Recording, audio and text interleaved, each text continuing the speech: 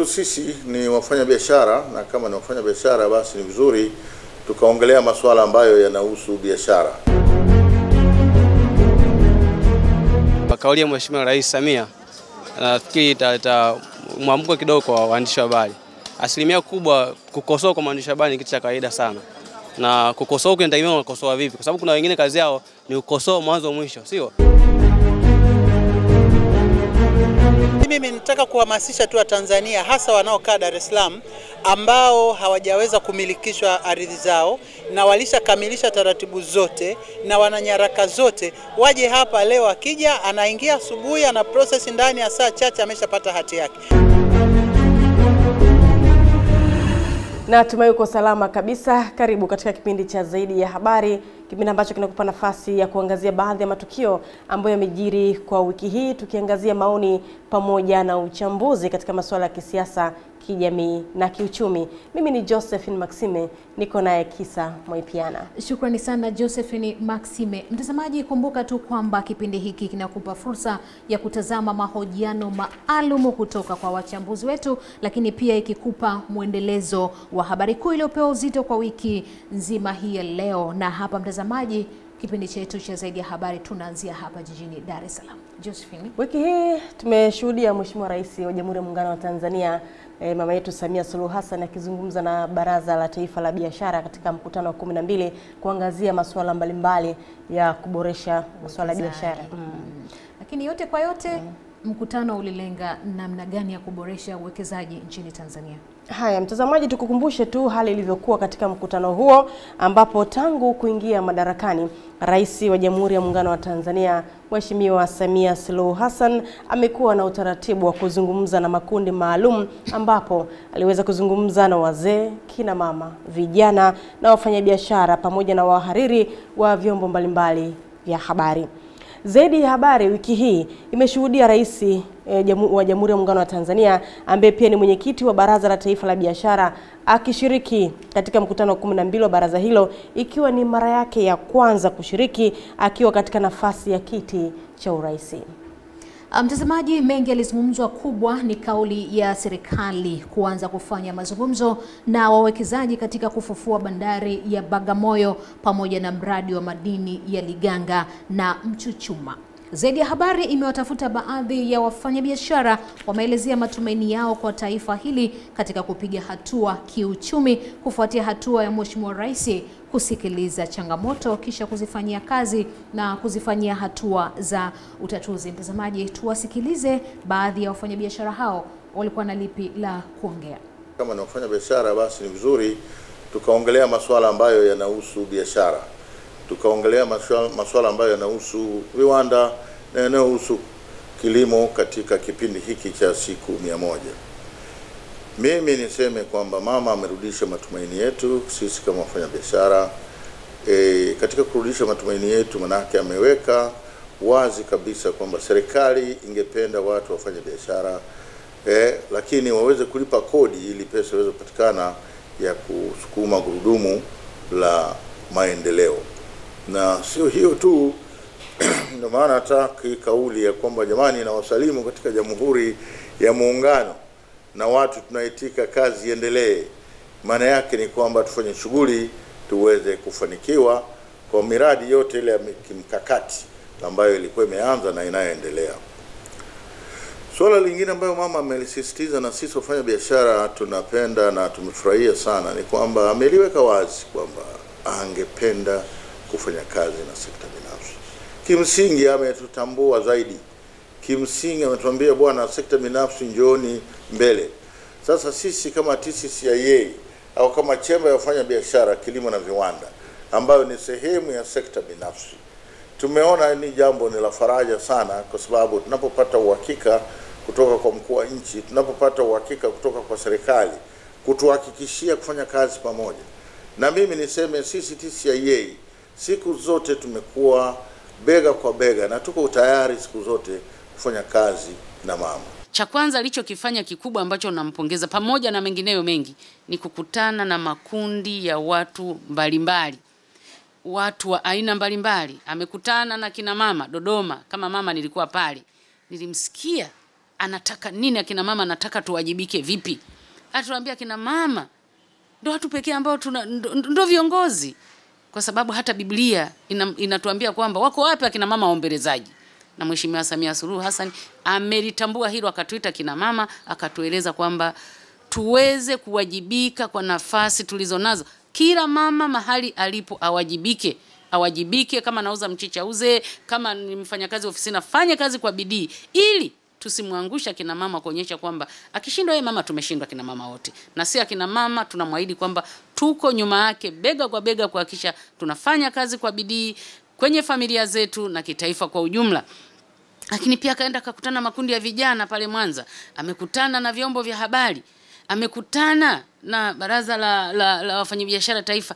Hii yote ni kusikiliza kero. Kiongozi mzuri ni yule anayesikiliza kero. Mimi ni muumini wa Biblia. Bwana Yesu aliuliza hivi, Bwana Yesu Kristo aliuliza hivi, kwani watu wananiita mimi nani? Na mara nyingi ukitaka watu wakuelewe, sikiliza mrejesho. Kiongozi msikivu, na wakati makundi haya yote anapokea kero. Akishapokea kero, zipo anazozitatua pale pale, zipo anazozichukua, zipo anazoziundia tume, zipo anazotuambia jamani tusubiri tujenge uchumi kwanza. Kwa mfano nimemsifu pale bandari ya Bagamoyo, kaangalia niko kwenye mchakato kwamba naifufua bandari ya ule mpango wa bandari ya Bagamoyo uko kwenye mchakato. Kwa kweli nimemsifu sana, itakuwa ni heshima kwa nchi yetu ya Tanzania. Lakini pia ameongea watu wanamlilia katiba, jamani subirini kwanza nifufue uchumi.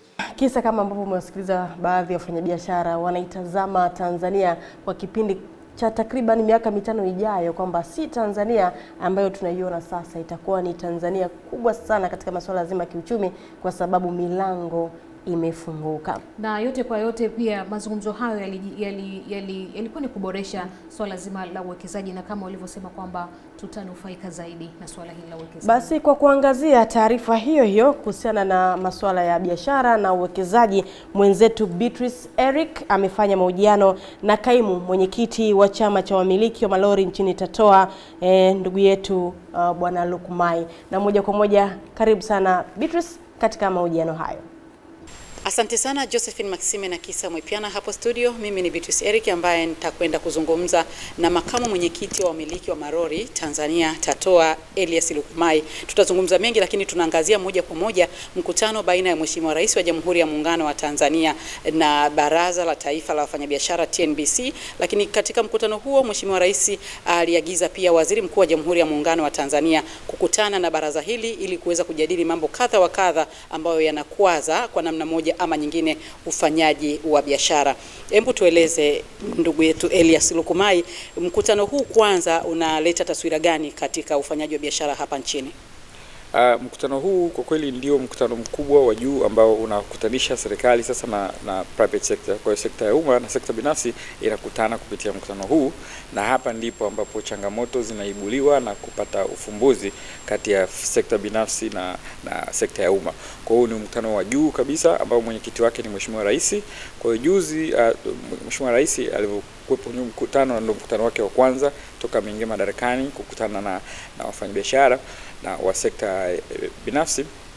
Kwa kweli kwetu sisi ilikuwa ni faraja kubwa sana, kwa sababu tulipata wasaa mzuri wa kueleza baadhi ya kero zilizopo, lakini kueleza changamoto ambazo zipo. Lakini nia ilikuwa nini? Nia hasa kabisa ilikuwa ni kuhakikisha sisi kama wafanyabiashara tunamsaidia mama kutimiza malengo yake, lakini sio tu kutimiza malengo yake, kuhakikisha kwamba serikali hii ya awamu ya 6 inafikia matamanio ambayo ingetaka kuwafanyia wananchi wa Tanzania. Katika mkutano ambao alikutana Mheshimiwa Rais na hawa tuseme wanachama ama tuseme TNBC, alizungumza mambo mengi, lakini aligusia pia kuhusiana na kufufua bandari ya Bagamoyo ambayo anakwenda kutafuta wawekezaji ili mradi ule uweze kufanya kazi kulingana na jinsi serikali ambavyo ilikuwa imekusudia. Hii italeta tija gani kwa wasafirishaji? Nashukuru sana ndugu mtangazaji, lakini nataka tu tuelewe kwamba bandari ndio lango kuu la biashara kwa nchi yote ile. Kwa nchi ambayo imefanikiwa kupata bandari, kwa ndio lango kuu la biashara, kwamba mizigo inaingia na kutoka kupitia bandari. Kwa kwetu sisi hapa sio tu kwamba Tanzania ni lango kuu la biashara, bandari ni lango kuu la biashara, lakini pia kuna nchi zingine ambazo zinatutegemea. Kwa hiyo tunayo nchi ya Rwanda, Burundi, Malawi, Kongo na Zambia zinategemea bandari yetu kwa asilimia kubwa sana. Kwa hiyo asilimia 75 ya hizi nchi za SADC zinategemea bandari yetu. Na nyingine 25 kwa hizi nchi za East Africa. Kwa hiyo ni jambo la muhimu sana kuongelea miaka 50 ijayo, miaka 100 ijayo, kwamba sisi bandari yetu ya Dar es Salaam si kwamba tumeexhaust, lakini bandari yetu ya Dar es Salaam ina changamoto. Changamoto la kwanza kwamba ni maendeleo yaliyozunguka bandari. Kwa hivyo maeneo yaliyozunguka bandari yote yamekuwa yameendelezwa sana.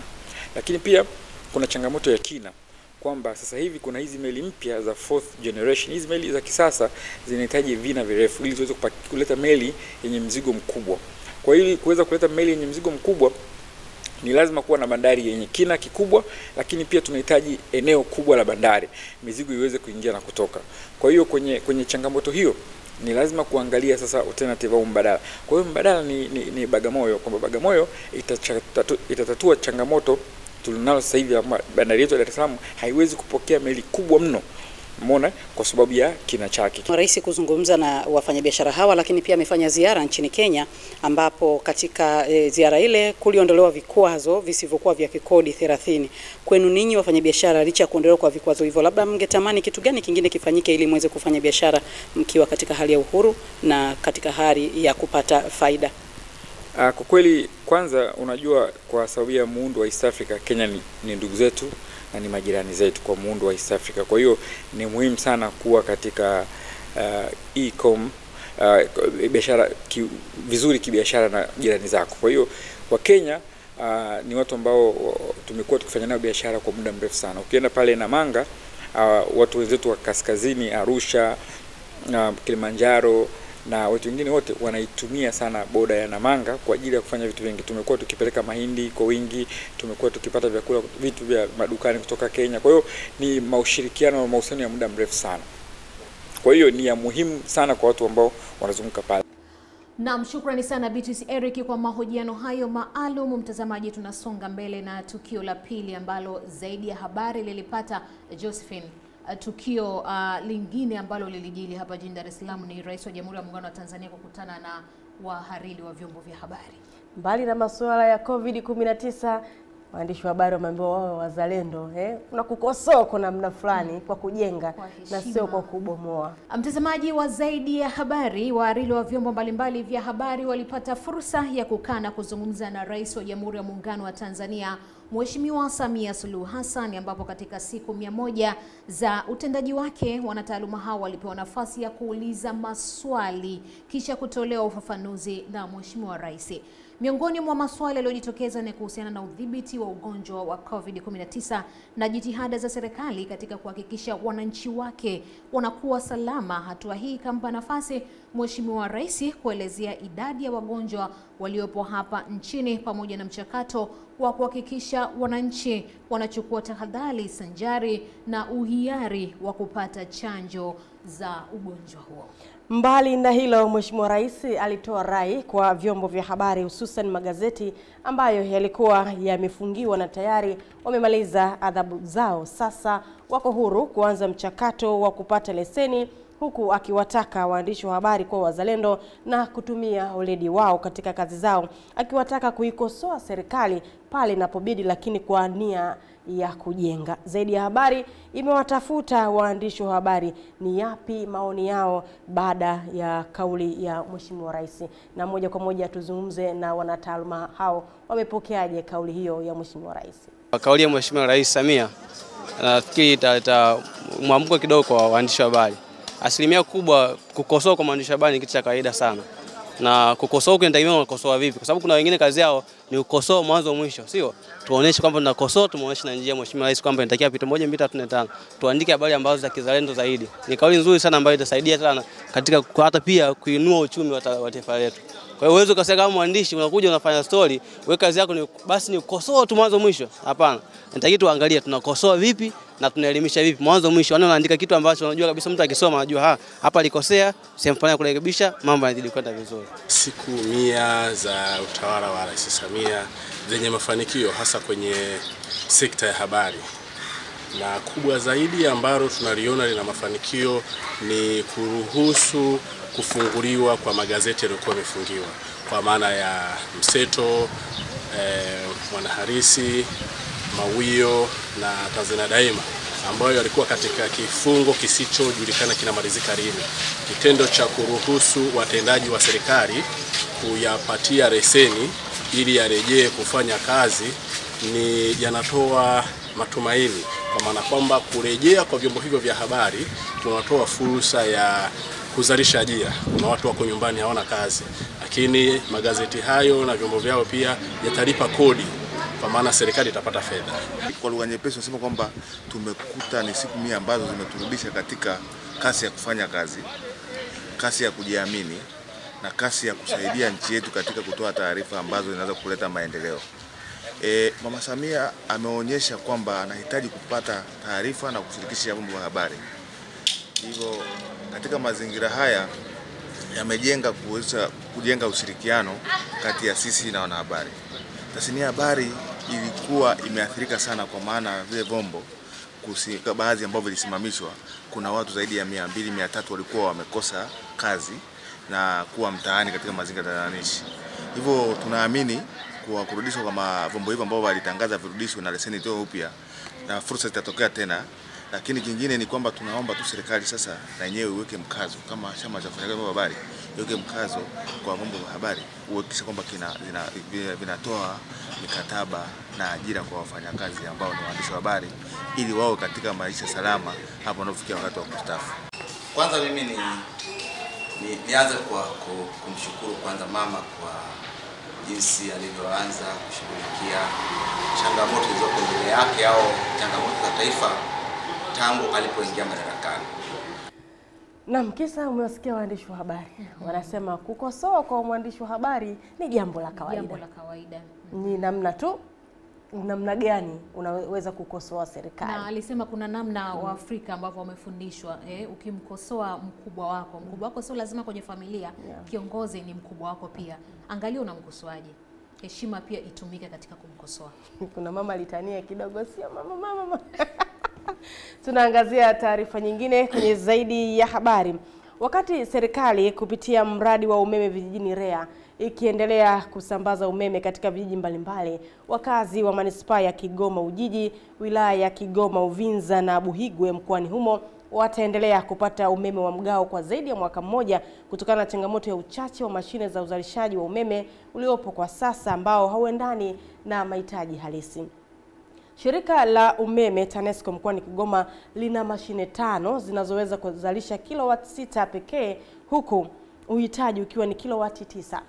Hali hii huchangiwa na uchakavu wa mashine zilizopo kwa sasa zinazochangia uzalishaji wa kiwango hicho kidogo licha ya wakati wa mchana kutumia umeme wa sola. Mtazamaji, matumaini ya wakazi wa wilaya Kigoma Uvinza pamoja na Buhigwe ni kusubiri umeme mkubwa wa gridi ya taifa ambao huenda ikachukua karibu mwaka mzima na zaidi. Zaidi ya habari imewatafuta baadhi ya wamiliki wa viwanda vidogo ni madhira gani wanayopitia katika uzalishaji. Pamoja na hayo imezungumza pia na mkuu wa mkoa wa Kigoma Tobias Andengenye. Mkoa unafanya jitihada gani ili kuhakikisha mashine hizo zinafanyiwa matengenezo ili wananchi wa Kigoma wapate huduma hiyo kama ilivyo katika sehemu nyingine. Mtazamaji, yafuatayo ni baadhi ya maoni kutoka kwa mkuu wa mkoa wa Kigoma, lakini pia maoni kutoka kwa baadhi ya wamiliki wa viwanda kuzungumzia swala hilo. Tatizo la umeme hilo linachangia kuzorotesha kazi ambazo tunakuwa tumeshaingia mkataba na wateja. Ndani ya siku 3 tunaweza tukafikisha mzigo, lakini kabla ya ile siku umeme unakuwa ni changamoto. Najikuta wenye kazi zao wanakuja kuingia katika competition na sisi, tunakugombana, na tukijaribu kuelezea tatizo ambalo linalosumbua mtu anakuwa amini, lakini nafikiri hili ni jukumu la serikali, lakini serikali nafikiri wenyewe hawaliangalii sana, hususan kwetu Kigoma. Kigoma imekuwa na changamoto ya umeme muda mrefu sana, kwa sababu katika mikoa ambayo ina adha ya umeme, sisi watu wa Kigoma tuna adha ya umeme sana, kwa sababu bado tunatumia umeme wa generator gredi ya taifa hatuna. Umeme utapokuwa kwamba unapatikana kwa muda, kazi zinaisha kwa wakati. Sasa umeme unakuja masaa mawili, umeme unakatika, unakuta kazi nyingi yani zinazubaa, kazi haziishi kwa wakati. Kwa hiyo naomba tu serikali kuu iangalie hili swala ili umeme upatikane kwa wakati. Hasara zinapatikana nyingi tu, sababu unakuta tunafanya kazi za watu kwamba unakuta tunamwambia mteja wane kazi yako baada ya siku 3 inaisha. Alafu unakuta siku 3 hizo zinapita, umeme labda unasumbua. Upande wa Kigoma umeme bado ni tatizo, bado ni shida, kwa sababu umeme wa mafuta sidhani kama ni umeme wa uhakika. Sasa ukiangalia eneo letu hasa hili la Sido, kuna viwanda vingi hasa hivi vinavyojishughulisha na usagaji wa mafuta ya mise au unaweza kusema kernel oil. Sasa viwanda unakuta matumizi yanakuwa makubwa, mwisho wa siku inatokea shoti za mara kwa mara. Vile vile na ukataji wa umeme unatokea mara kwa mara. Kwa siku unaweza katika umeme hata mara 10. Tunayo changamoto ya uhaba wa umeme katika mkoa wa Kigoma.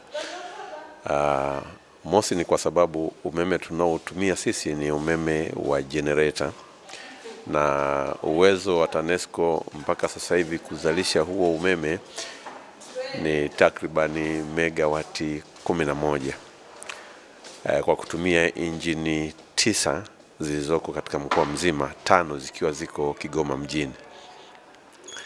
Lakini pia tunapata umeme kutoka kwa mzalishaji wa umeme ambaye ni mwekezaji, amewekeza umeme wa sola na sasa hivi anawapelekea umeme TANESCO wa megawati 1, ingawa kapasiti yake itakapokuwa imefikia kwenye uzalishaji kwenye ukomo wake wa mwisho itakuwa ni megawati 5. Sasa ukijumlisha hizo 11.5 na hiyo 1 inayozalishwa na hao Next Gen Solar Wask ndio zinafika 12. Sasa umeme wa sola tunaopokea ni kwa ajili ya mchana, maana hana mahali pa kuweza kwamba anaweza kazalisha na kuhifadhi. Ni ule ambao anazalisha na moja kwa moja anauingiza kwenye line za TANESCO. Kwa hiyo kama yule ataongezea uzalishaji wake, tunaweza tukapata umeme kwa kuanzia ambao utakuwa unatutosha. Lakini nimezungumzia hiyo capacity ya TANESCO na hizo engine za kuzalisha umeme kwa kufikiria kwamba pengine hakuna itakayoharibika, ndio tutapata 11. Matumizi yetu sisi, mahitaji yetu ni megawati 12. Kwa hiyo hata kama tukiunganisha huo sasa hivi na generator zote zikafanya kazi, lakini bado tunakuwa na upungufu kidogo wa umeme. Najua watu wa Kigoma wanayo hamu kubwa sana ya kupata umeme na serikali inalifahamu hilo. Hivi sasa hivi tunapoongea hatua za ujenzi wa kituo cha kupozea umeme utakaokuwa unatoka Kaliua ili upokelewe eneo la Nguruka. Tayari ile station inaendelea kukamilishwa kujenga. Kwa hiyo muda si mrefu tutaunganishwa na gridi ya taifa kutokea Kaliua. Lakini pia kama ambavyo watu wengi wanafahamu, kule Rusumo mradi wa kuzalisha umeme wa inchi 3 za Rwanda, Burundi na Tanzania unaendelea vizuri na mpaka sasa hivi umefikia karibu 80%. Na mtazamaji, tunasonga mbele na zaidi ya habari, na sasa tunatoka katika tukio hilo ambalo umeweza kuliona na tunaenda katika tukio lingine. Zaidi ya habari tunahitimisha na habari kuhusiana na maonesho 45 ya kimataifa ya biashara maarufu kama Sabasaba, ambapo wiki hii maonesho hayo yalianza rasmi, ambapo jumla washiriki 3002 kutoka mataifa 7 yenye makampuni 76 yalithibitisha kushiriki maonesho hayo. Waziri wa Viwanda na Biashara Profesa Kitila Mkumbo alibainisha kuwa maonesho hayo yanatarajiwa kufunguliwa na Rais wa Jamhuri ya Muungano wa Tanzania Mheshimiwa Samia Suluhu Hassan Julai 5 mwaka huu. Zaidi ya habari imetembelea maonesho hayo kisha kuzungumza na naibu waziri wa ardhi, nyumba na maendeleo ya makazi Dr. Angelina Mabula, ambaye amebainisha kuwa maonesho hayo ni muhimu kwa ajili ya wafanyabiashara kuonesha bidhaa zao, lakini pia wananchi wanapata huduma zao za msingi na kwa wakati, hususan masuala ya ardhi. Pamoja na hayo pia imezungumza na baadhi ya wajasiriamali wadogo ambao wameelezea mwamko wa maonesho hayo kulinganisha na miaka iliyopita. Na moja kwa moja tupate kumsikiliza naibu waziri wa ardhi lakini pia wajasiriamali wadogo.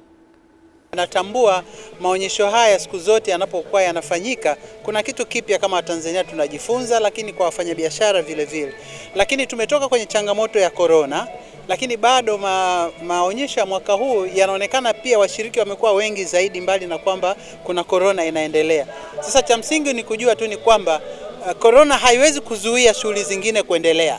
Swala la msingi ni kujikinga, kuchukua tahadhari na shughuli ziendelee. Mimi nataka kuhamasisha tu Watanzania, hasa wanaokaa Dar es Salaam, ambao hawajaweza kumilikishwa ardhi zao na walishakamilisha taratibu zote na wana nyaraka zote, waje hapa leo. Akija anaingia asubuhi, ana process ndani ya saa chache ameshapata hati yake, na hilo ndio la msingi sana, kwa sababu inawezekana baada ya kuwa tumeweka kwenye masuala ya kidijitali, sasa hivi hati unaipata kwa siku moja, ili mradi tu umeshatimiza taratibu zote, na hicho ndio kinachofanyika hapo sasa hivi. Kwa hiyo ni waombe wale wa Dar es Salaam wanalia, sijapata hati miaka mingi, sasa aje hapa uwanja wa Sabasaba aweze kupata hati yake, atamilikishwa bila wasiwasi. Banda letu kwa kweli ni wanawake wanaonyesha bidhaa wanazozalisha wao wenyewe, wanazalisha kama binafsi au wanazalisha kama vikundi, na kwa hiyo ukiangalia wanatumia malighafi inayozalishwa hapa hapa Tanzania, na sekta zote ziko hapa, kutokea vyakula, kutokea ngozi, kutokea nguo,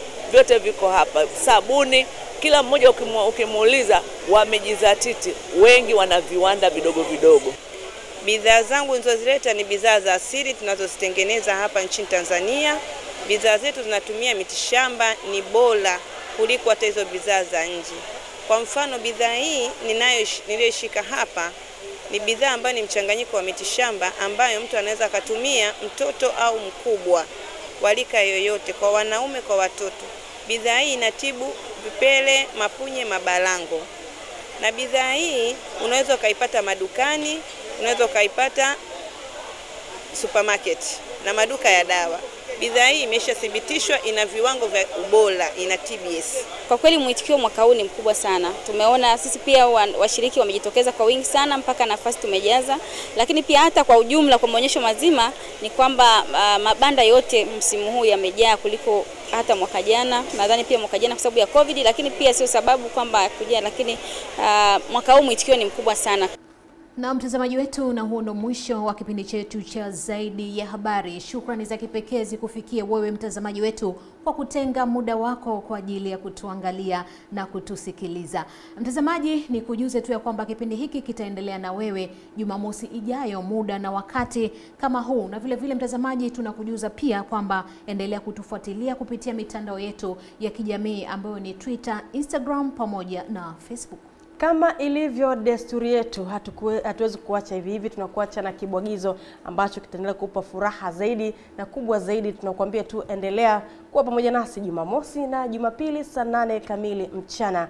Mimi ni Josephine Maxime, sambamba nami Kisa Mwipiana. Endelea kutazama Channel 10, kilicho bora kabisa. Você vai fazer voo. Isso aí é o petista. É petista. Quem é o Lula? Cadê? É o Lula. Pai, ele não é o rato. Tá vendo o pavio ali? Onde que é o pavio? Aí. Aí.